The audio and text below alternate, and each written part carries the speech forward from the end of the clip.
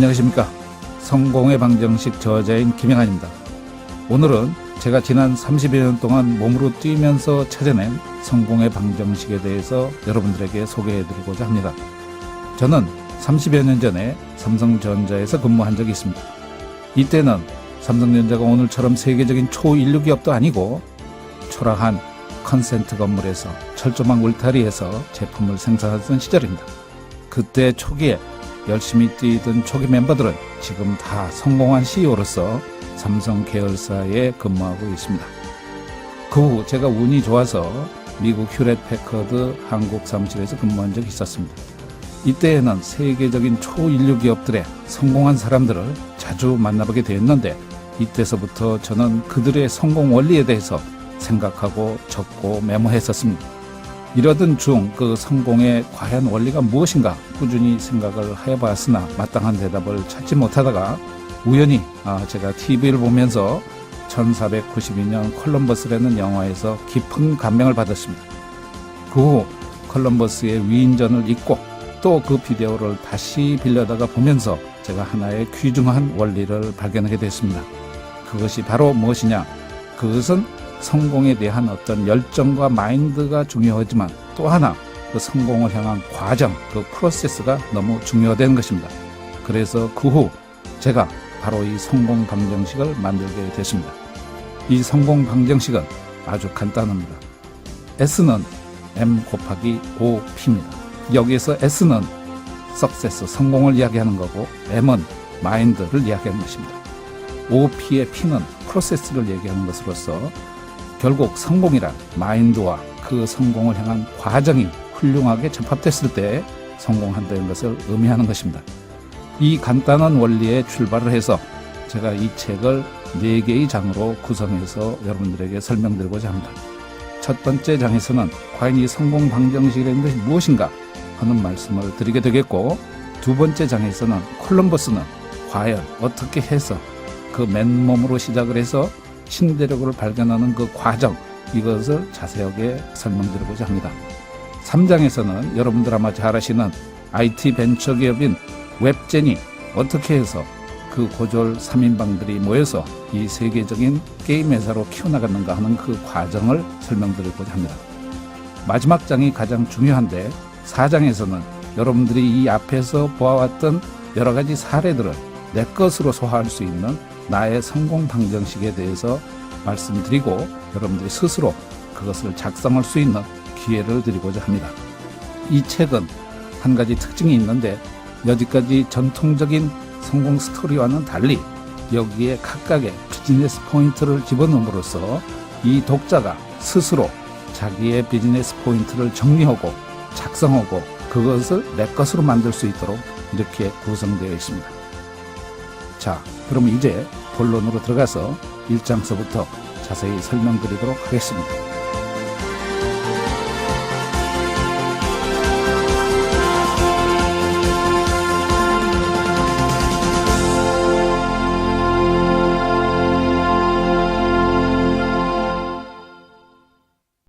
이제 제 1장을 같이 살펴보도록 하겠습니다. 성공 방정식이란 무엇인가? 우리는 모든 사람이 성공을 원합니다. 그러나 그 성공이라는 것에도 몇 가지 유형이 있습니다. 저는 이 성공하는 사람들에 대해서 4가지 유형으로 분류를 해보고자 합니다. 제일 먼저 세습 성공이다, 이런 이야기가 있는데요. 이 세습 성공이라는 것은 어떤 재벌의 이사로 태어났든지 우연히 운 좋게 어느 부잣집 아들로 태어났더라든지 성공할 수 있는 요인을 가진 집에 태어남으로써 그것을 성공을 세습받는 이러한 성공이라고 할 수 있겠습니다. 얼핏 보기에는 이런 사람들이 많은 이들에게 부러움을 사는 그러한 존재이기도 합니다만, 그러나 이들은 어떻게 해서 성공했는지를 모르기 때문에 그것을 어떻게 자기 것으로 소화하거나 그것을 확대 발전시키는 데에는 한계가 있다고 볼 수 있겠습니다. 두 번째로 그 성공인은 우연 성공인입니다. 우연 성공인이라고 하는 것은 글자 그대로 어떻게 우연히 성공을 하게 된 것이죠. 예를 들어서 부동산을 갖고 있었는데 우연히 땅값이 오른다라든지 아니면 우연히 로또 복권에 당첨이 된다라든지, 이러한 사람은 자기가 그 성공을 만들어간 것이 아니라 우연히 그런 일들이 발생이 되기 때문에 이 사람도 역시 그러한 성공을 재창출하는 데에는 한계가 있다고 봐야 되겠죠. 세 번째 성공인은 동반 성공인입니다. 이들은 친구 따라 강남 간다고 하듯이 어떠한 학벌과 지연 이런 것들에 의해서 어떤 사람이 성공하면서 자기도 같이 성공하는 이런 경우도 여기에 해당되리라고 봅니다. 이 성공을 나눠 갖는 의미에서는 좋겠으나 그 성공 자체를 스스로 만들어간 적이 적기 때문에 이러한 성공인도 진정한 성공인이라고 보기가 어려라고 생각합니다. 제가 이야기하고자 하는 진정한 성공인이라는 것은 창조적인 성공인입니다. 자기가 어떤 목표를 정하고 그 어려운 일에 도전하고 창조하고 성취하는 그러한 성공인이야말로 우리가 지향하고 있는 창조적 성공인이라고 할 수 있습니다. 여러분들은 세습 성공인이나 우연 성공인을 부러워할 필요가 없습니다. 내가 지금 현재 부족한 상태이지만 새로운 목표를 정하고 그것에 도전하고 성취한다면 진정한 창조적 성공인이 가능하리라고 봅니다. 우리는 바로 이러한 창조적 성공인을 목표로 해서 뛰어야 된다고 생각합니다. 자, 우리가 성공을 목표로 하는 것은 다 좋습니다. 그래서 많은 분들이 성공에 대한 열망 때문에 좋은 책을 보고 좋은 강의를 듣고 이런 사람들이 많습니다. 제 주변에도 있는 한 벤처기업 사장은 자기가 어느 실패를 경험하면서 이것을 만회하고자 각종 나와 있는 좋은 성공에 대한 책을 읽어보고 밑줄까지 치고 그리고 또 교육도 받아보지만 이렇다 할 진전이 없습니다. 그가 가지고 있는 성공에 대한 생각은 자기가 운이 없어서 이러한 시대를 못 만나서 성공을 못한다고 생각을 하고 있습니다. 그리고 자기가 성공에 대한 열망만 가지고 있으면 그 성공은 나에게 올 것이라고 그러는 기대를 갖고 있는데 이 사람은 자기에 대한 어떤 마인드와 그리고 성공에 대한 일부 생활 습관 이것만 가지고 성공을 기대하는 사람이라고 볼 수 있습니다. 이러한 성공의 법칙은 결국 통하지 않습니다. 요즘과 같이 모든 것이 다 변하고 모든 새로운 것들이 창조되는 시기에서 과거의 관습과 성공에 대한 열망만 가지고 그것이 달성되려는 것은 시대착오적 사고 아닌가 생각합니다. 자, 이러한 때 우리가 창조적 성공을 하려면 이 새로운 공식이 필요하다고 생각합니다. 새로운 성공의 공식은 마인드만 가지고 되는 것이 아니다. 성공을 향한 그 과정과 노력의 프로세스가 같이 결합돼야 된다는 것입니다.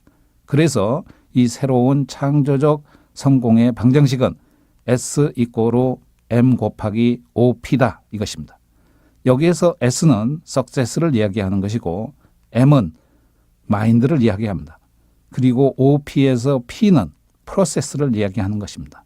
즉 어떠한 성공에 대한 마인드와 그 성공을 향해 가는 과정, 그 프로세스가 잘 결합됐을 때 성공이 그나마 조금 가능해진다 이렇게 볼 수 있습니다. 여기에서 우리가 M자와 OP의 사이에 곱하기가 있는 점을 또 하나 염두에 둬야 됩니다. 이 곱하기가 들어가 있는 공식은 어느 하나의 변수에 제로가 들어가면은 결과가 제로가 된다는 뜻입니다. 즉 마인드가 제대로 잘 안 되어 있거나 프로세스가 제대로 안 되어 있거나 둘 중에 하나에 0이 들어가면 결국 석세스는 제로라는 것입니다. 자, 그래서 우리가 이러한 어떤 마인드에 대한 레벨업도 해야 되겠고 또 하나 중요한 것은 그 성공을 향해 가는 그 과정을 우리가 OP라는 이론으로 정립을 했습니다. 이 OP는 다시 한번 설명을 드리면은 이 5가지의 P자로 앞에 두 문자가 되어 있습니다. 첫 번째 P는 purpose입니다. 즉 어떤 목표겠죠.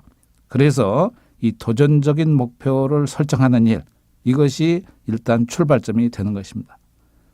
두 번째 P는 플랜의 P자입니다. 이 플랜의 P자의 뜻은 결국 성공으로 향한 어떤 전략과 시나리오, 즉 계획이 잘 되어 있어야 된다는 것입니다. 성공을 원한다고 해서 저절로 되는 것은 아니겠죠. 좋은 계획이 같이 짜져야 된다고 생각합니다. 세 번째 P는 패션, 열정의 P자입니다. 그래서 이 성공으로 가는 어떤 계획만이 있다고 해서 저절로 이루어지는 것이 아니고 그것을 달성하고자 하는 열정적인 노력, 그리고 자기 자신을 레벨업시키는 어떤 열정적인 노력, 이런 것들이 같이 부과가 돼야 된다는 뜻입니다.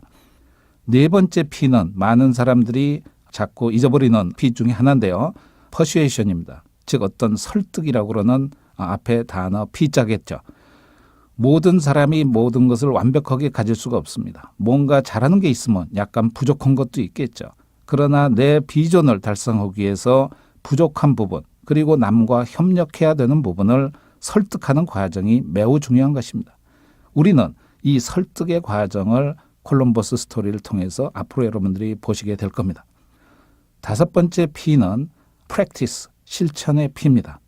생각만 하고 실천하지 않는다면 아무것도 이루어지지 않습니다. 그래서 이 실천이 결국 성공으로 향한 하나의 디딤돌이고 출발점이 될 것이라고 생각합니다. 다시 한번 정리를 하면은 이 OP는 목표의 퍼포스를 이야기하는 거고, 두 번째는 계획의 플랜을 이야기하는 것이고, 세 번째는 열정의 패션을 이야기하는 것이고, 네 번째는 이것을 설득하는 퍼슈에이션을 이야기합니다. 다섯 번째 P는 실천의 프랙티스입니다. 이 다섯 개의 프로세스가 제대로 성공지향적으로 맞추어지고 단계적으로 이루어 나갈 때 이것이 마인드와 결합이 돼서 결국 성공이라는 결실을 맺게 되는 거라고 생각합니다. 그러면 지금서부터 2장으로 실질적인 섹션으로 들어가도록 하겠습니다.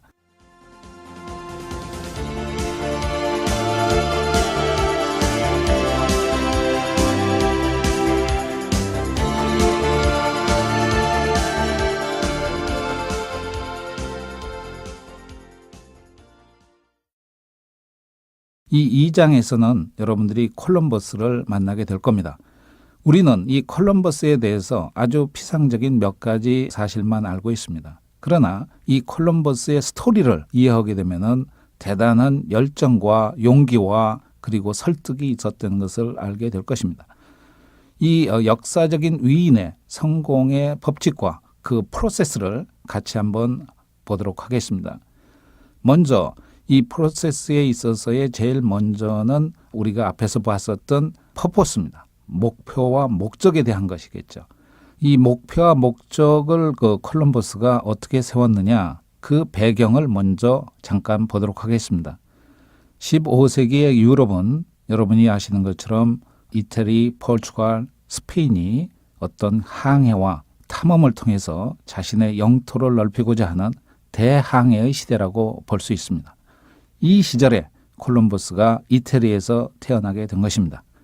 이태리에서 어린 시절을 보내는 중 항상 바다에 대한 동경과 항해를 하던 중에 우연히 굉장한 고난을 겪게 되고 결국 자신이 탄 배가 파손이 돼서 결국 포르투갈에 상륙하게 됩니다.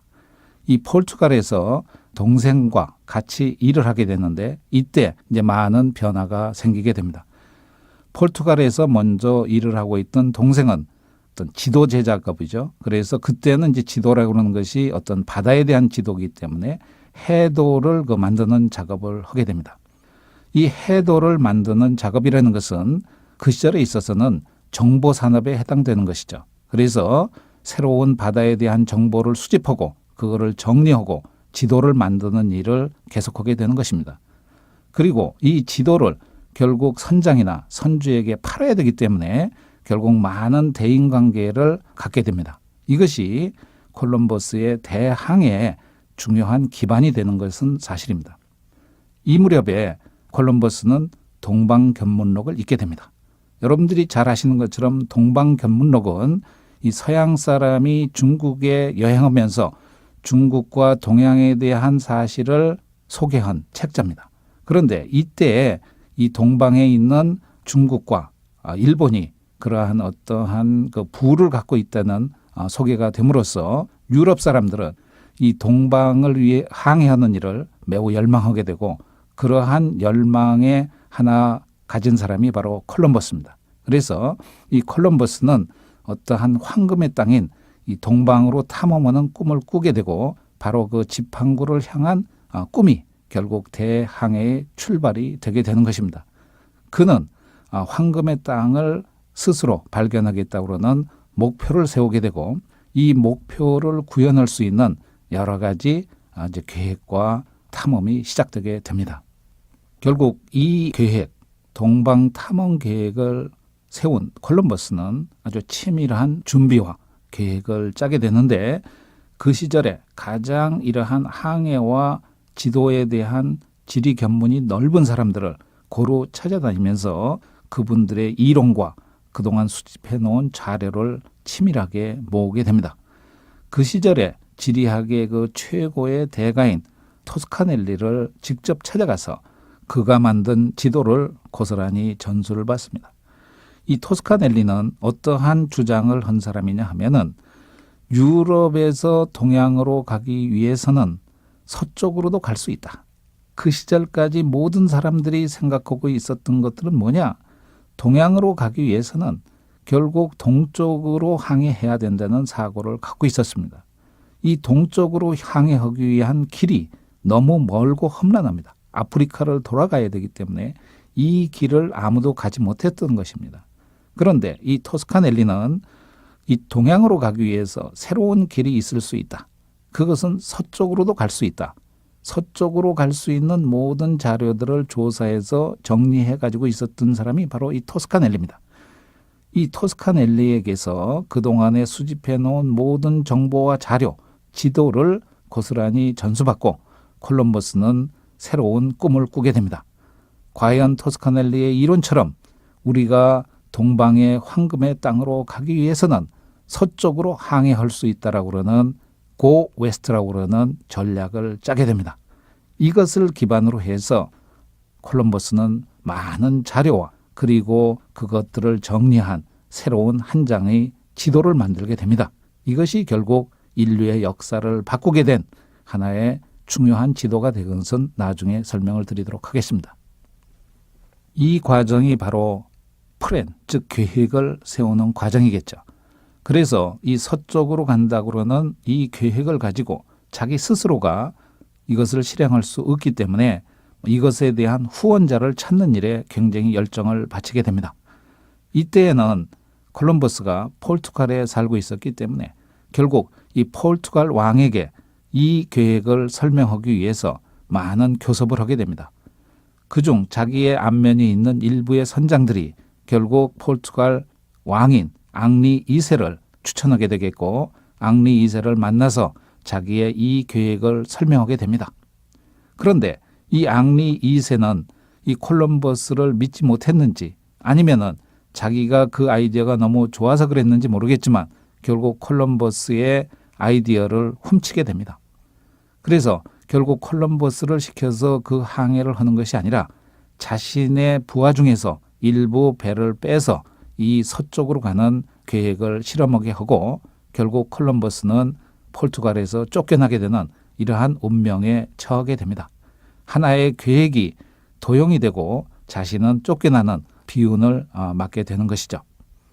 이렇게 해서 결국 그 계획을 가지고 포르투갈에서 실행을 할 수 없다는 상황을 알고 결국 콜럼버스는 이 계획을 가지고 스페인으로 다시 가게 됩니다. 여기서부터 이 콜럼버스의 새로운 열정이 불타오르게 되는 것이죠. 이 과정을 우리가 패션의 과정이라고도 볼 수 있습니다.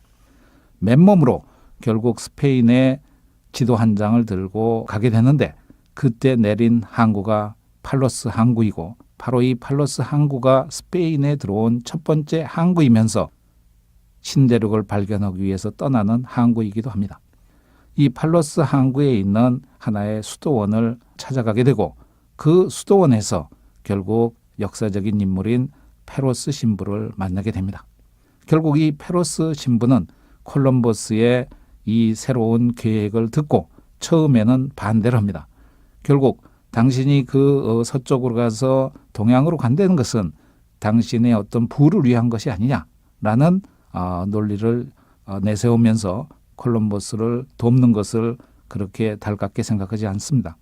그러나 콜럼버스는 이 페로스 신부가 아무래도 천주교 신부이기 때문에 결국 자기의 어떤 신앙 이런 쪽에 강한 어떤 욕구를 갖고 있으라고 생각을 해서 결국 이 페로스 신부를 설득할 때는 내가 동양으로 가는 것은 어떤 종교의 전파 이런 목적도 있다. 이러한 것을 통해서 페로스 신부를 설득하게 되고 결국 여기에 페로스 신부가 동의를 하고 이제 많은 새로운 도우는 사람들을 모아주게 되겠죠. 우리가 이 콜럼버스가 이 시점에서 상당히 많은 원리를 터득하고 있다는 것을 알게 됩니다. 처음에 포르투갈에서는 이러한 후원자가 없었기 때문에 자기가 그러한 그 실수를 했다고 믿고 이 스페인에서는 자기의 어떤 비전을 도와줄 수 있는 일종의 그 비전 파트너라고 봐야 되겠죠. 이러한 사람들을 처음에 사귀고 자기 휴먼 네트워크를 만드는 일에 굉장한 열정을 보이게 됩니다.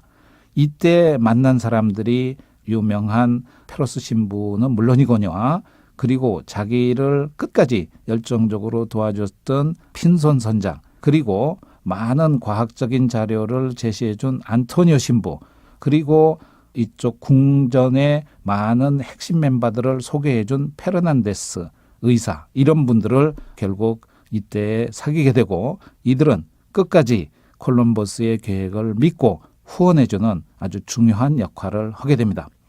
이 과정에서 우리가 배울 수 있는 것은 결국 콜럼버스가 자신의 비전을 실천하기 위해서 열정적으로 그것을 추진하고 주변의 사람들을 사귀고 그리고 새로운 지식을 습득해서 자기의 실력과 네트워크를 향상시키고 있었다는 것을 알 수가 있습니다. 이러한 열정적인 과정을 거쳐서 드디어 결국 여왕을 만나게 됩니다. 결국 이 스페인의 여왕을 만나서 자신의 서쪽으로 가면은 황금의 땅이 나온다라고 그러는 제안을 하게 되는데 바로 이 역사적인 제안을 할 때 한 장의 지도를 가지고 설득했다는 것입니다. 이 스페인의 여왕을 만난 사람들이 많이 있겠죠. 특히 이 스페인의 이사벨라 여왕은 이러한 새로운 것에 대해서 관심이 많기 때문에 그동안에 수많은 사람들이 비슷한 제안을 했었으리라고 생각이 됩니다.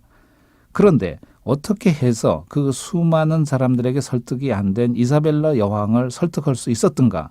이것은 콜럼버스는 다른 사람과 달리 한 장의 지도를 가지고 설득한 것이죠. 말로 한 것이 아니라 그가 10여 년 동안 정보를 모으고 검증해온 서쪽으로 가면 동양이 나온다라고 그러는 눈에 보이는 지도를 가지고 여왕을 설득한 것입니다.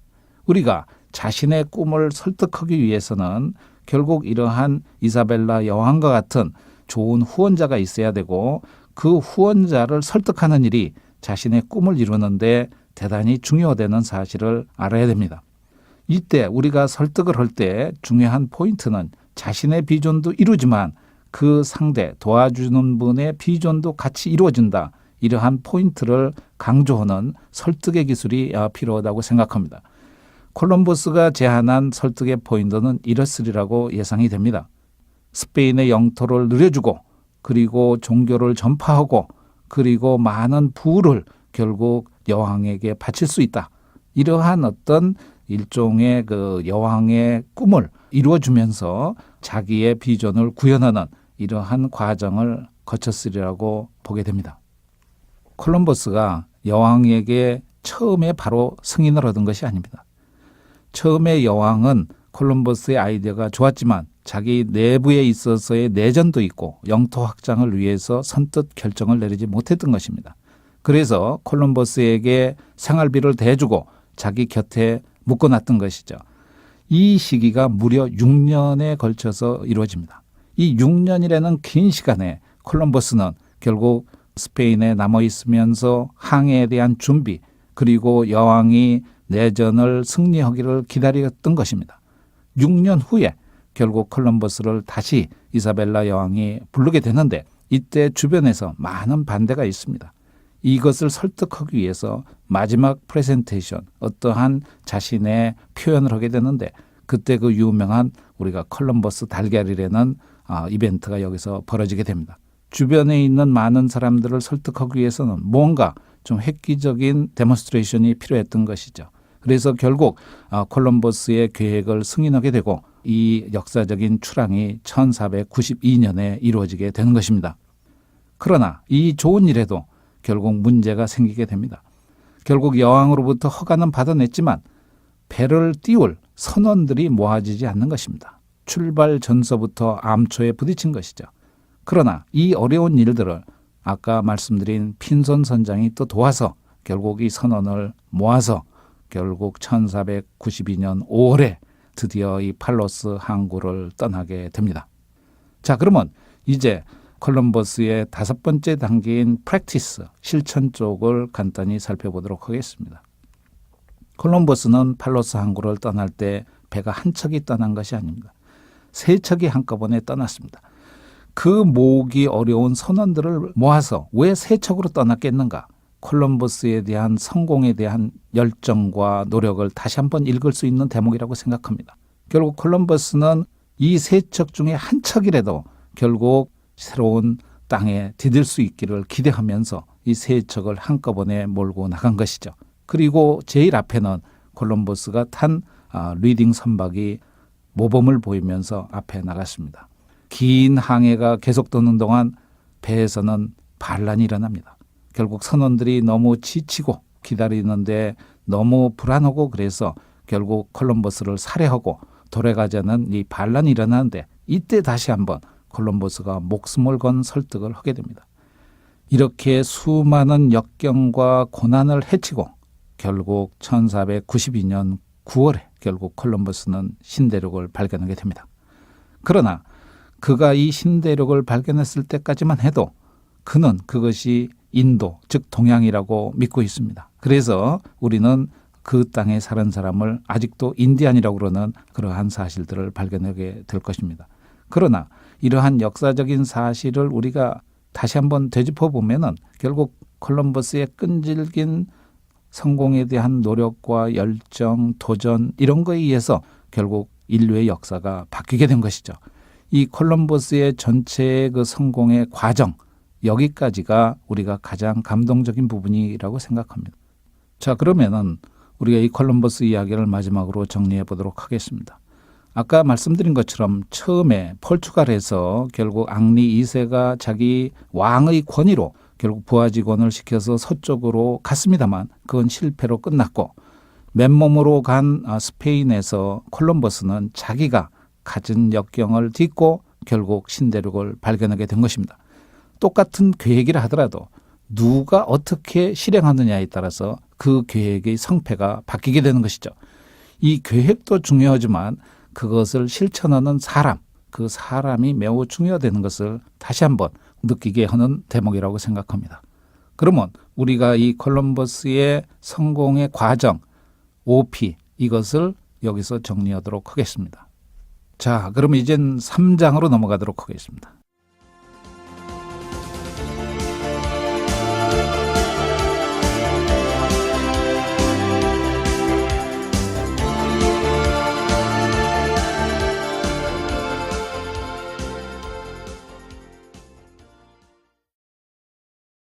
이 3장은 아까 2장의 콜럼버스는 좀 중세적 느낌이라면 이 3장서부터는 좀 현대적 느낌으로 좀 바꿔보도록 하겠습니다. 이 책에서 이야기하고자 하는 요소들의 중요한 부분 중에 하나는 어떠한 역사를 초월해서 어떤 동서고금을 초월해서 압축을 해서 성공의 원리가 같다는 이런 것들도 우리가 꿰우고 있기 때문에 이 3장에서는 우리나라의 IT 벤처로 최근에 아주 성공한 그 웹젠이라고 그러는 회사의 그 성공 스토리를 이야기하면서 이 스토리와 앞에 있는 콜럼버스 스토리와의 공통점, 그리고 거기서 배울 수 있는 어떤 성공의 그 프로세스 상의 이 학습점을 같이 찾아보도록 하겠습니다. 여러분들 얼마 전에 그 개봉이 된 그 반지의 제왕이라는 영화를 잘 아실 겁니다. 이 반지의 제왕이라는 영화는 원래 그 1950년에 그 쓰여진 그 아일랜드를 배경으로 한 그 판타지 소설입니다. 근데 이 소설이 너무 아주 스케일이 크고 여러 가지 환상적인 게 많기 때문에 이걸 아무도 영화로 만들 수가 없었습니다. 그런데 최근에 그 피터 잭슨이라고 그러는 감독이 컴퓨터 그래픽의 기술이 워낙 그 발달을 하기 때문에 이 컴퓨터 그래픽 기술과 이 판타지 영화를 결합할 수 있겠다 하는 생각을 하고 아주 이 대작을 만들게 된 것이죠. 그러니까 어느 역사적인 그 판타지 소설이 이 컴퓨터 그래픽이라고 하는 기술을 만남으로써 다시 한번 새롭게 태어나게 된 것이죠. 자, 이와 비슷한 일이 최근에 우리나라에서도 벌어지게 됐습니다. 여러분들이 아마 잘 아시는 그 뮤라고 그러는 3D 온라인 게임인데요. 이 원래 이 그 3D 온라인 게임의 테마가 된 뮤는 지금서부터 그 1만 5천 년 전에 존재했던 그 전설의 대륙이라고 합니다. 이 전설의 대륙을 1926년에 영국의 제임스 처치워드라는 사람이 소설로 만들었는데 그 소설의 제목이 잃어버린 대륙 뮤입니다. 바로 이 소설을 소재로 해서 입체 영상, 즉 3D 온라인 게임을 개발한 게 바로 뮤라고 그러는 온라인 게임입니다. 자, 그러면 이 뮤라는 게임을 누가 어떻게 개발했는가 그 얘기를 한번 말씀드리도록 하겠습니다. 뮤를 개발한 회사는 웹젠이라고 그러는 IT 벤처 회사입니다. 이 IT 벤처 회사는 2000년에 설립이 됐고 2001년서부터 이 뮤라고 그러는 온라인 게임이 서비스가 됐는데 이것이 그 폭발적인 인기를 얻게 됩니다.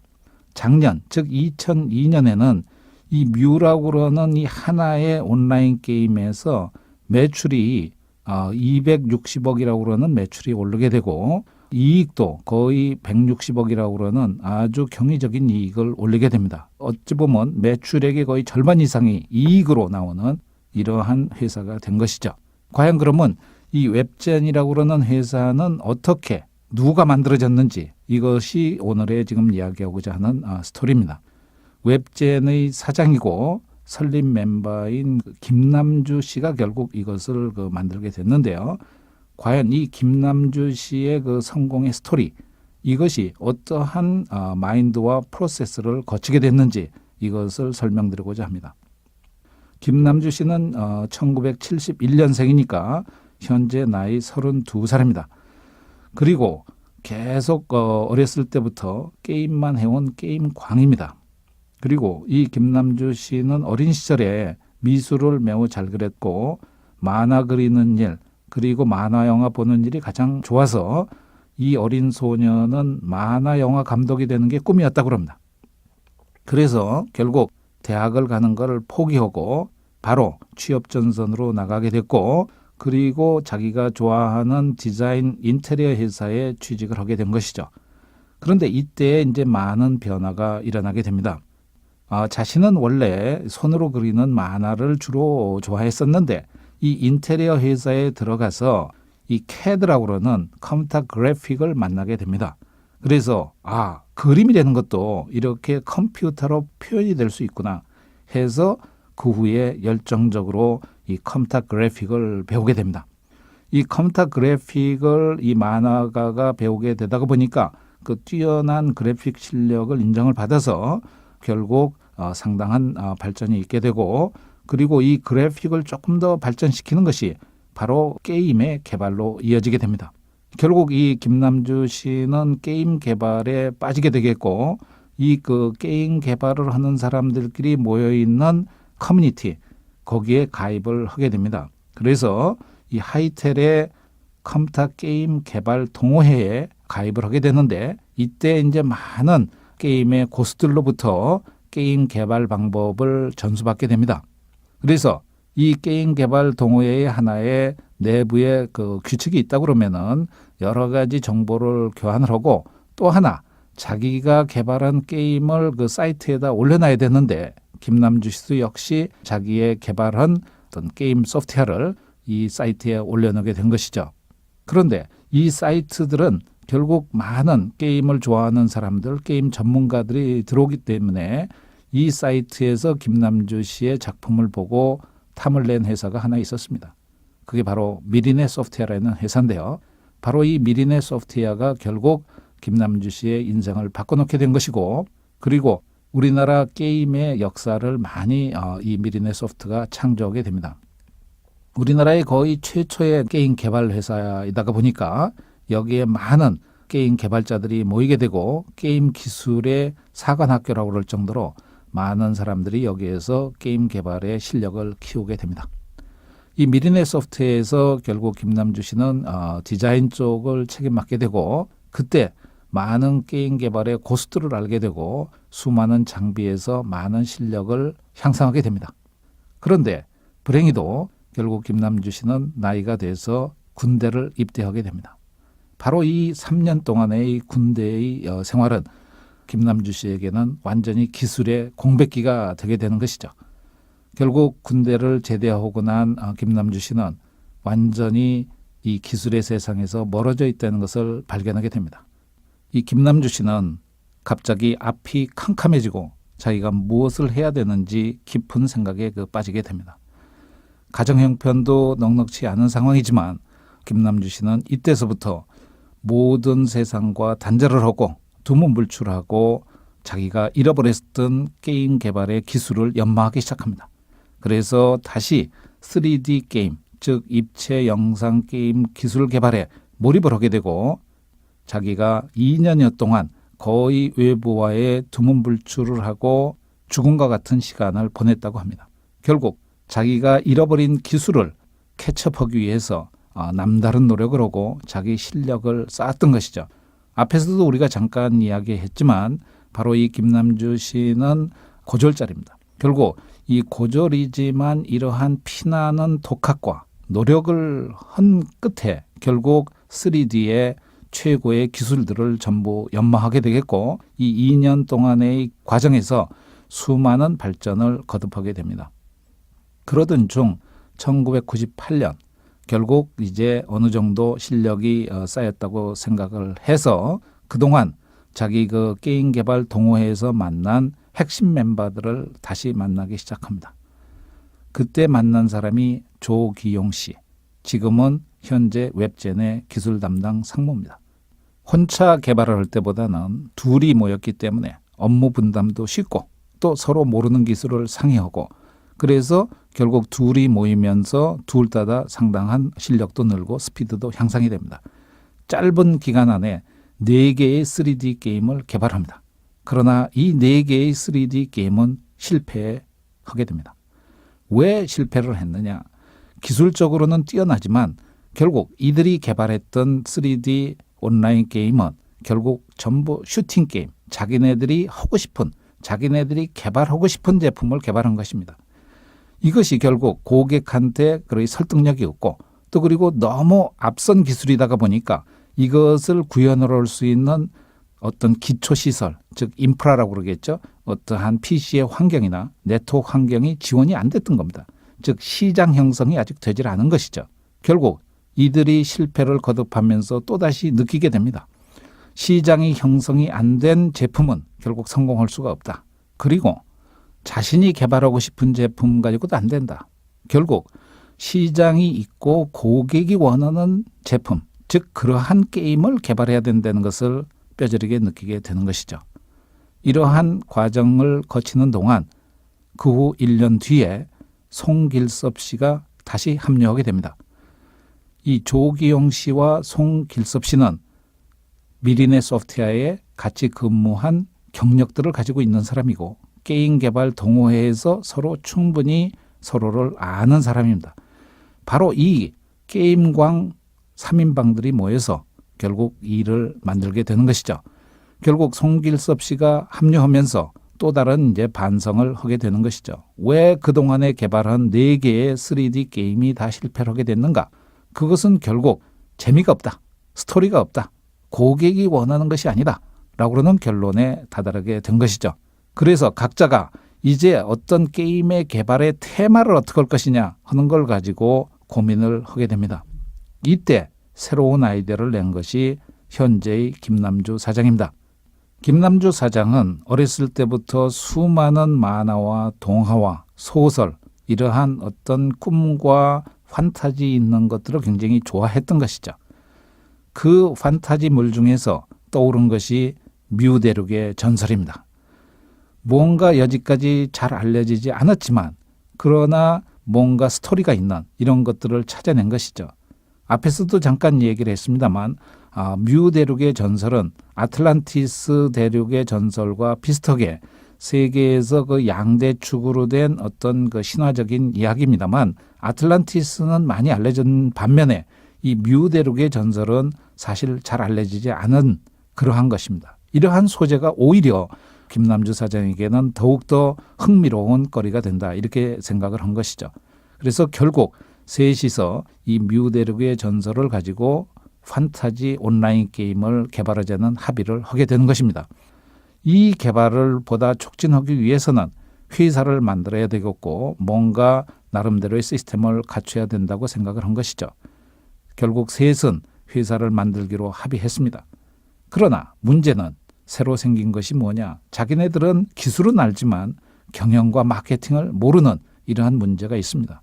그래서 상의 끝에 결국 미리네 소프트웨어에서 마케팅을 책임졌었던 이수영 사장을 영입하자는 의견이 나오게 된 것입니다. 그래서 이 네 명이서 결국 웹젠이라는 회사를 설립하게 되는 것이죠. 세 명은 기술을 맡고 이수영 사장은 경영과 마케팅을 맡게 되는 회사를 2000년 5월에 설립하게 됩니다. 결국 이때 이제 드디어 새로운 목표가 정해진 것이죠.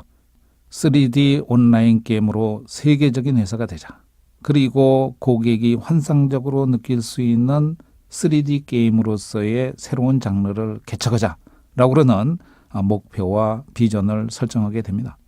이들이 세운 목표는 나중에 1년이 채 안 가서 환상적으로 태어나긴 했습니다만 이때 4명이 만드는 목표, 그것이 결국 웹젠의 가장 중요한 기둥이 됐고 그 일을 향해서 두 번째 단계인 플랜, 즉 계획을 짜는 단계로 들어가게 되는 것이죠. 이때까지만 해도 우리나라에는 이 3D 온라인 게임이라는 것은 전무했습니다. 모든 기술이 새로운 것들이죠. 그래서 이 3명의 고졸 게임광들은 게임 개발 계획을 치밀하게 짜게 됩니다. 결국 이 3명이서 업무 분담을 하게 되겠죠. 김남주 씨는 디자인, 그리고 조기용 씨는 프로그램, 송길섭 씨는 네트워크 쪽을 맡아서 아주 치밀한 커뮤니케이션이 일어날 수 있는 새로운 온라인 게임 개발 계획을 짜게 됩니다. 이러한 계획에 의해서 선진국에서도 2년 정도 걸리던 이 게임 개발이 1년 만에 끝나는 아주 대단한 스피드를 내게 됩니다. 이 플래닝 과정에서 제대로 방향을 잡았기 때문에 이들 3명은 열정적으로 이 게임 개발에 임하게 됩니다. 일주일에 거의 6일 정도를 회사에서 먹고 자면서 게임 개발을 했다고 합니다. 또 하나 여기서 중요하게 생각할 수 있는 것은 이 3명이서 같은 팀을 잘 이뤘기 때문에 내부 커뮤니케이션이 매우 빨랐다는 것이죠. 결국 서로가 자기 역할을 알고 서로를 신뢰했기 때문에 결국 개발의 스피드가 굉장히 빨라지는 이러한 부수적인 효과도 있다고 얘기합니다. 자, 이렇게 해서 결국 게임이 1년여 만에 개발이 끝나게 됩니다만 또 하나 중요하게 생각할 점은 이러한 기술만 갖고는 결국 성공할 수가 없다는 것이죠. 우리가 이러한 열정적인 개발과 그리고 또 하나 중요한 것은 이것을 뒷받침해 줄 수 있는 자본이 필요한 것이죠. 이 3명과 그리고 또 하나 새로 영입한 이수영 사장도 이러한 자본에 대해서는 결국 새로운 방법을 찾아내야 됩니다. 그래서 이 자본주를 찾아내는 설득의 과정, 이것들이 성공의 중요한 열쇠를 또 쥐고 있습니다. 그런데 여러분들도 다 기억하시는 것처럼 2000년에는 벤처 버블로 인해서 모든 투자자들이 냉각기에 들어갑니다. 그래서 이 투자자를 찾는 일이라는 것은 마치 사막에서 오아시스를 찾는 것 같이 어려운 시기가 바로 2000년 이 시기입니다. 이 어려운 시기에 결국 웹젠이 출발했기 때문에 이 투자자를 찾는 일이라는 게 그렇게 쉽지는 않았습니다. 그러나 이런 3명들의 열정, 그리고 게임의 개발의 속도, 그리고 개발 계획서, 사업 계획서, 그리고 투자자를 찾기 위해서 끊임없는 노력 끝에 결국 초기에 우호적인 엔젤을 유치하게 됐고, 그리고 이들의 성과에 의해서 또 다른 개발의 성과 그리고 유치의 노력을 통해서 결국 기관 투자자를 유치함으로써 이들은 충분한 개발비와 마케팅 비용을 유치할 수 있는 것입니다. 결국 이 웹젠의 성공에서 볼 수 있는 것은 기술과 자본 이런 것들이 적기에 잘 이루어져서 결국 성공의 기반이 이루어진 것이죠.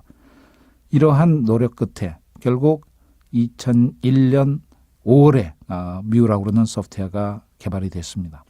이 뮤라는 소프트웨어가 개발이 되면서 이제 본격적인 마케팅에 들어가게 되는데 2001년 5월서부터 무료 시험 베타 서비스에 들어갑니다.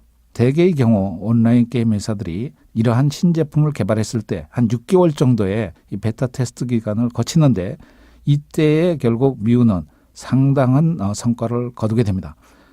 이 베타 테스트 초기에서부터 동시 접속자가 3만 명을 넘을 정도로 아주 폭발적인 인기를 얻게 됩니다.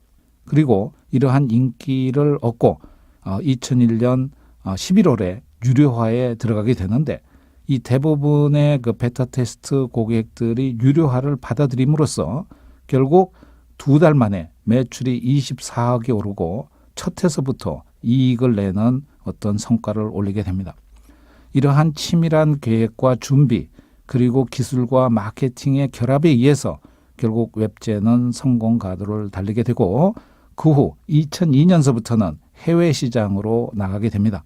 결국 대만과 중국에서 온라인 서비스가 개발이 돼서 결국 우리나라 게임 소프트웨어가 중국과 대만 그리고 일본으로 서비스되는 이 국제화 비즈니스에도 성공하게 되는 것이죠. 이러한 성공을 인정을 하고 2003년 4월에 코스닥에 등록할 때는 무려 3조 원이라는 자금이 모이고 1400대 1이라는 획기적인 청약 경쟁률을 나타나게 되는 것이죠. 자, 우리가 지금 본 웹젠의 그 성공 사례도 앞에서 본 콜럼버스의 성공의 사례와 비슷합니다. 그래서 그 성공에 대한 마인드와 성공에 대한 프로세스, OP에 대해서 우리가 다시 한번 정리할 수 있으라고 생각합니다. 퍼포스와 플랜, 패션, 퍼슈에이션, 그리고 프랙티스에 의해서 결국 웹젠의 성공도 화려하게 완성이 되는 것입니다.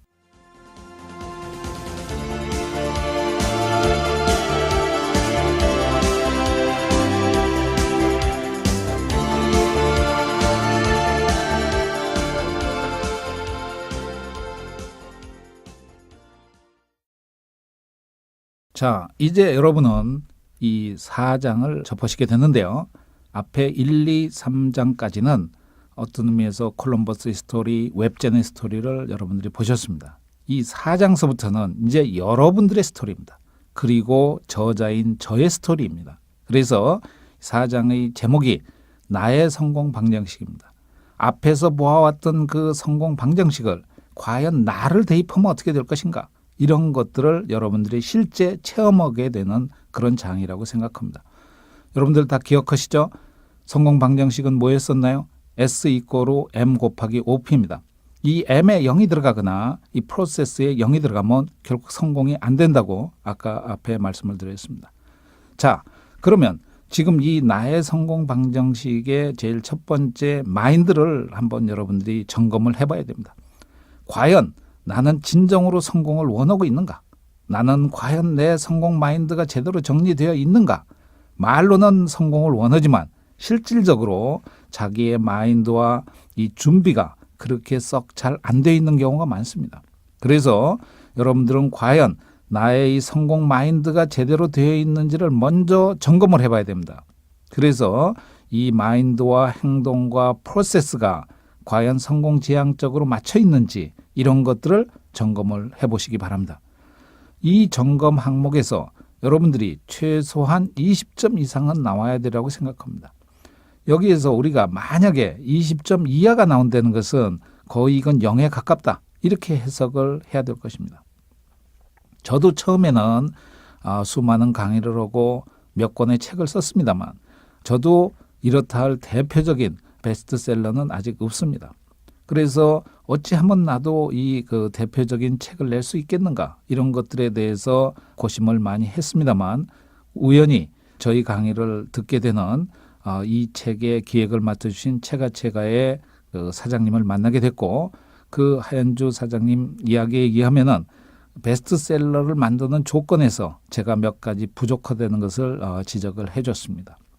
그것이 저에게 많은 계기가 됐고 과연 내가 진정으로 내가 쓰고 싶은 책을 쓰고 있는가 아니면은 독자가 보고 싶은 책을 써야 되는가 하는 것들을 생각하게 된 것입니다.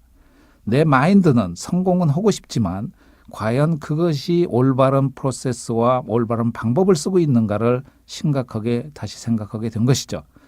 그래서 제가 이 마인드 체크리스트에 체크를 해보니까 30한 5, 6점 정도밖에 나오질 않았습니다. 그리고 이 책을 쓰는 3개월 동안 수많은 여러 가지의 커뮤니케이션과 내부 작업을 하다가 보니까 나중에 3개월 후에 점검을 해보니까 각 항목에서 무려 4, 5점씩 상승을 하는 이런 것들을 느낄 수가 있었습니다. 바로 이 성공 방정식은 다른 사람의 문제가 아니라 바로 저의 문제이기도 했던 것입니다. 저도 성공을 원하지만 그 성공으로 가는 방법과 프로세스에 많은 문제가 있다는 것을 스스로 깨닫게 된 것이죠. 이러한 저의 경험과 그리고 성공 방정식을 여러분들이 어떻게 활용하느냐에 따라서 바로 성공이 눈앞에 있을 수도 있고 여러분들이 마음만 성공을 가지고 있지 전혀 다른 행동을 하고 있다는 것을 느끼게 된다면 이 책이 제시하고자 하는 하나의 여러분들에 대한 숙제를 풀어나가는 방법이라고 생각합니다.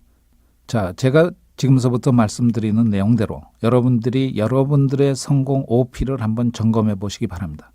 제일 첫 번째 P는 퍼포스였죠.